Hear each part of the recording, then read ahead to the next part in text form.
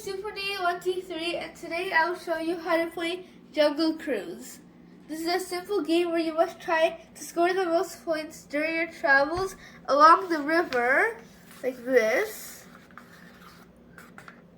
and get to the finish, and you must try to score the most points more than your opponent. This game is challenging and strategic because you must keep your passengers and cargo safe from the dangers. To set up, you must choose a boat and a boat play card here of the same color. And you just collect the boat's corresponding passengers. So as you can see, they all have the Voltaval a name on it because the boat's name is Voltaval. And then you must give each player a skipper specialty here and give each player one randomly. And I also must give each player a warning flare token. And then I have to shuffle these navigation cards and put them near the players. I already pre-shuffled them, and now I have to put. I already put the boats on the starting space, and make sure you do that. Also, you must place the letter cards at the middle boxes, but don't forget to shuffle them because you have to make sure not to know what's underneath. And the last one goes to the headquarters. And you have to place 3 different outposts, cargoes, on the outposts. I already put them in groups of 3. And you must place the lost and found cargoes and found passengers on the side of the board.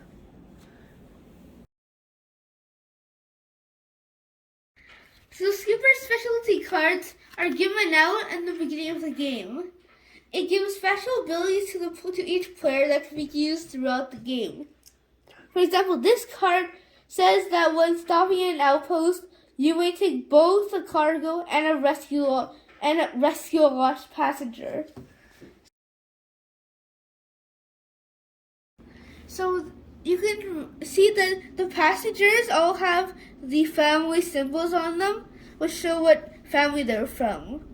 And at the beginning of the game, you'll have no idea which family is the appointed caretakers, which is the family underneath this letter token, which is in this case Temple.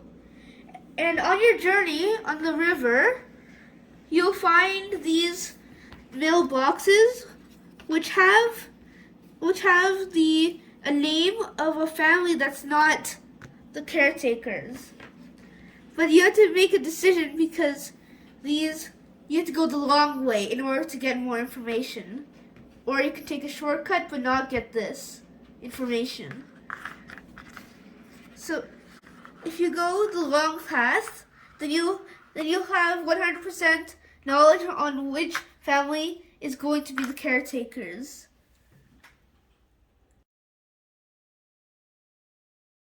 When it's your turn, there are 3 actions. First, you can decide to rearrange your boat, because maybe you want to protect some by putting them into the center, because the center is the safest.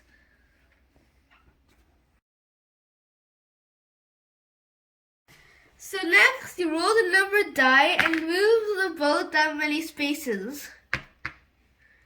But if you rolled a number that goes past the outpost, so let's say you rolled 4, but the outpost is only 2 spaces away, then you can choose to only move 2, so you basically roll 2.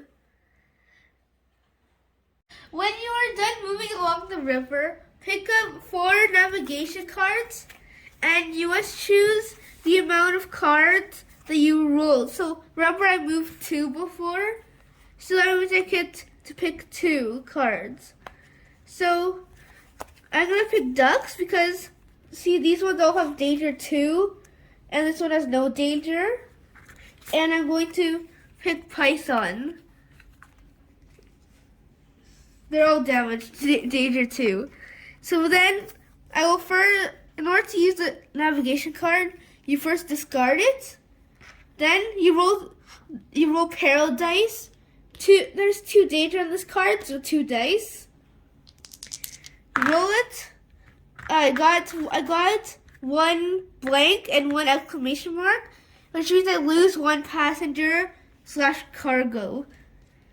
And so the damage is on this side, so I have to take 1 out of the port. Goodbye. And so I put him beside the board, and he is deemed lost.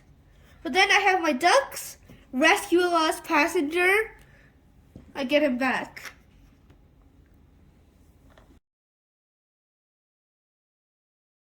Let's say I got a card and I got some exclamation marks, and so I want to re-roll it, and by using the warning flare. Yes, so in order to use it, you flip it upside down, and you have to re-roll all of the dice for that card. Yay! I did it. I saved all the people. So I've used my warning flare, and the only way to get it back is to go to another outpost, and then I can reload it. You can, if it's in this state, you cannot use it.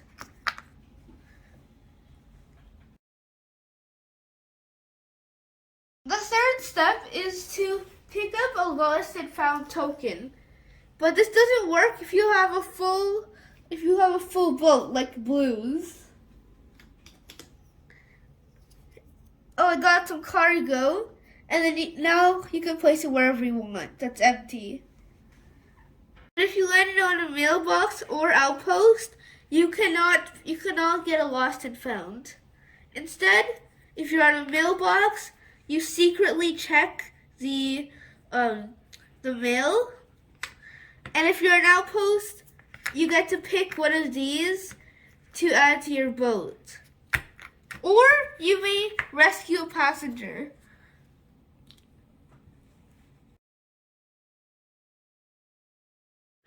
When all players make it to the end of the river, bang, you can count each player's score, as well as look at what the caretaker family is. And here's how you score points. So in caretakers, in this case temple, each passenger that's a caretaker is worth 5 points. Other family passengers are worth only 3.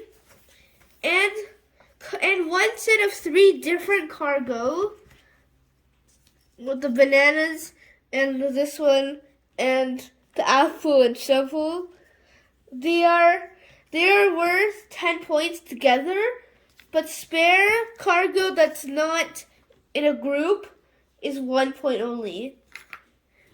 And did I mention that it's a race? Because the player that reaches headquarters first gets the highest tip, and the one that reaches next will get the second, and then so on. And so the 3 tip is worth 3 points, 2 tip is worth 2 points, and the 1 tip is worth 1 point.